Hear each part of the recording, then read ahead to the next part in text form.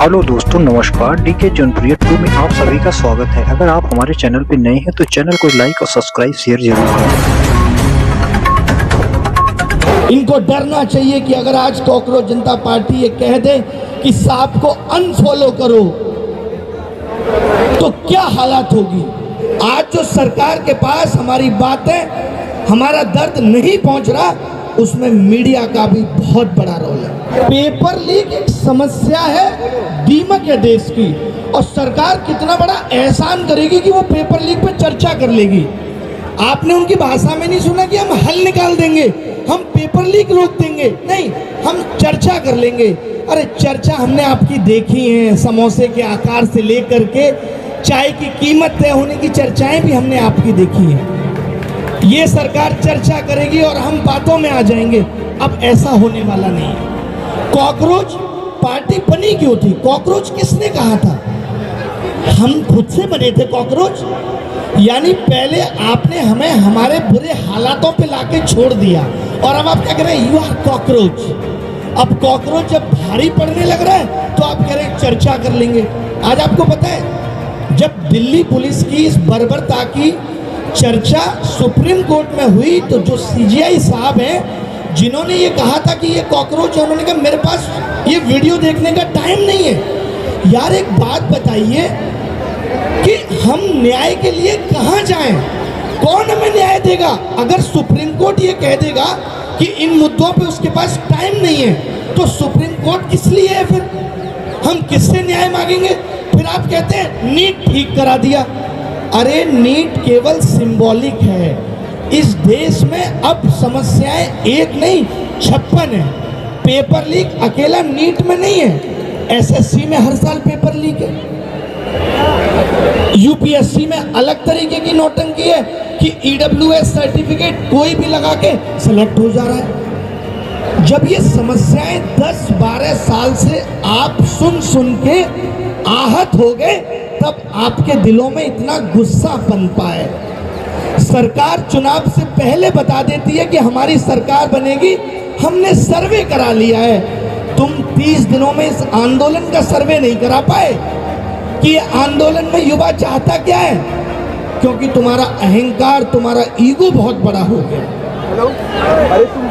जब ये आंदोलन पहले दिन खड़ा हुआ, दूसरे दिन लोग जुट रहे थे। पहले कॉकरोच जनता पार्टी ने ऑनलाइन कहा कि भाई पेपर लीक बड़ी समस्या है, धर्मेंद्र प्रधान का इस्तीफा ले लो। फिर यहाँ पे आकर के 500 लोग बैठ गए।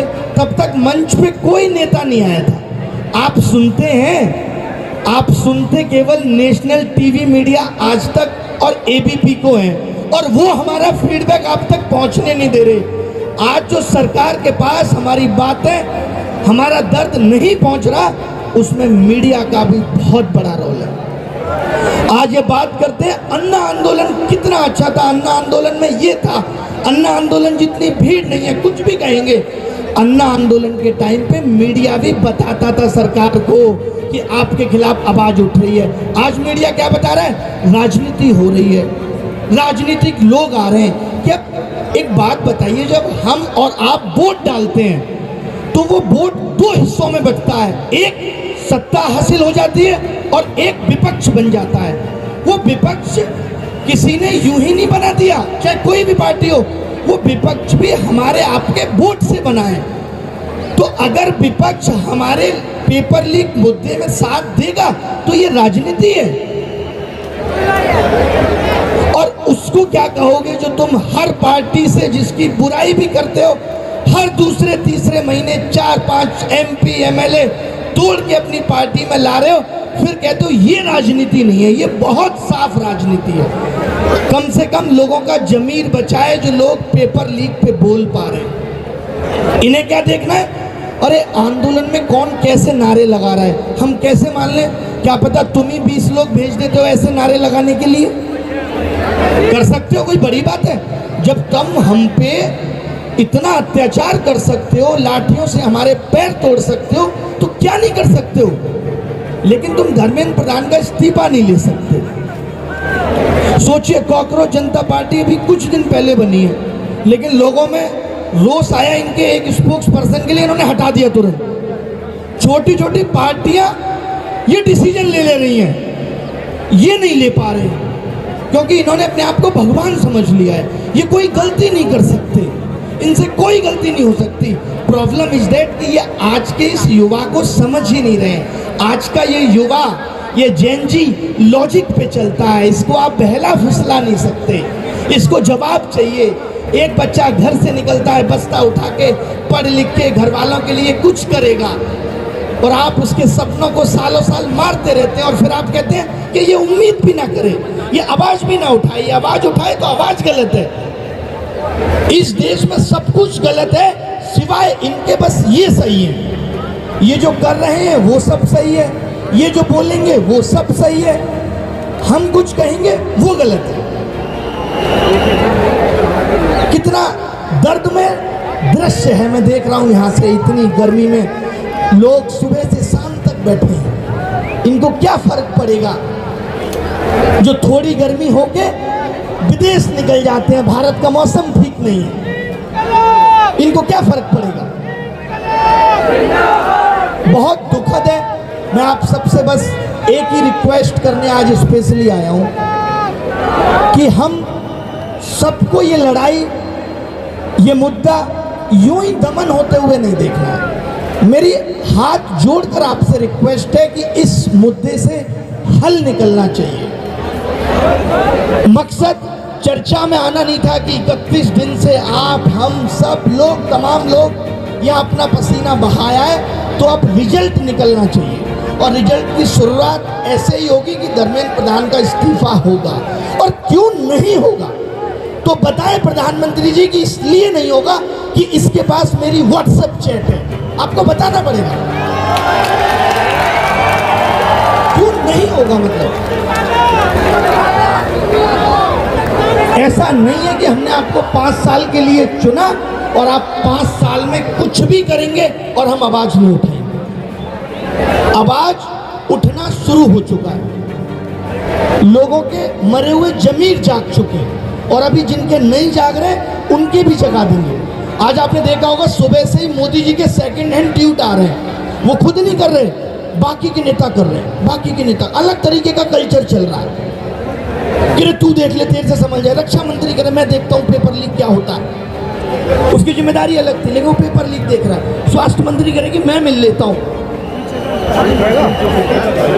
तो सोचिए, जिस आदमी का जो मुद्दा है वो ये सरकार देखती ही नहीं है। शिक्षा मंत्री को शिक्षा देखनी नहीं है, स्वास्थ्य मंत्री को हेल्थ व्यवस्था नहीं देखनी, वित्त मंत्रालय को महंगाई नहीं देखनी। कैसे चलेगा देश? ये देश हम सबका है। हम अब ये नहीं सुन सकते कि 70 साल उसने लूटा, 15 साल तुम लूट गए, हम हाथ मलते रहेंगे। अब जो भी लूटता हुआ दिखेगा उसको लूटा जाएगा और कूटा जाएगा। यार मजाक लग रहा है। ये इतने अनपढ़ गवार लोग हैं कि इनको पता ही नहीं कि पेपर लीक कैसे हो रहा है। अगर इन तक मेरी आवाज पहुंचे तो मैं आप सबको बताना चाहता हूं कि पेपर लीक हो कैसे रहा है। विपक्ष और सरकार दोनों सुनो, जब ये एग्जाम कराने का ठेका या कॉन्ट्रैक्ट या टेंडर निकालते हैं तो ये ऐसी कंपनी को देंगे जो इनको चंदा देगी। जो पेपर 600 रुपये में होने वाला होता होगा उसको 400 में करके देगी, ये उसको कॉन्ट्रैक्ट कर दे देते हैं। अब वो कंपनी इस पैसे की वसूली कहीं से तो करेगी ना, वो फिर पैसे की वसूली पेपर लीक से करती है। ये कहते हैं हमारा इन्वॉल्वमेंट नहीं है। तो इस सरकार को एग्जाम कराने वाले लोग ये सब परमानेंट करने पड़ेंगे। ऐसा नहीं होगा कि किसी को भी पेपर लेके पेपर कराने का टेंडर दे दिया। फिर क्या बोलेंगे?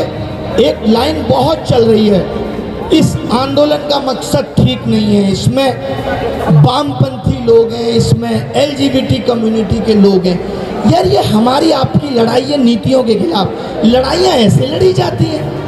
इनकी तरह रावण होता, उसको भी बड़ा अहंकार था तो लड़ने से मना कर देता भगवान राम से। क्या था यार, आपकी सेना में तो बानर भी हैं, गिलहरी भी है, मैं नहीं लड़ूंगा। लड़ाई धर्म की लड़ाई, कोई आए सेना में, सब बात तो देश हित की कर रहे हैं ना, संविधान में रहते हुए कर रहे हैं ना। और नहीं कर रहे तो आप ऐसे लोगों को बाहर क्यों छोड़ रहे हैं? आप तो सरकार में, आपको लगता है कि कोई आदमी गलत कर रहा है तो उसको पकड़िए, खाली टीवी चैनल पे बैठ करके किसी भी आंदोलन के मुद्दों को, किसी भी गंभीर विषय को दरकिनार कर देना, नहीं, ऐसा कुछ नहीं हो रहा है, बहुत गलत है।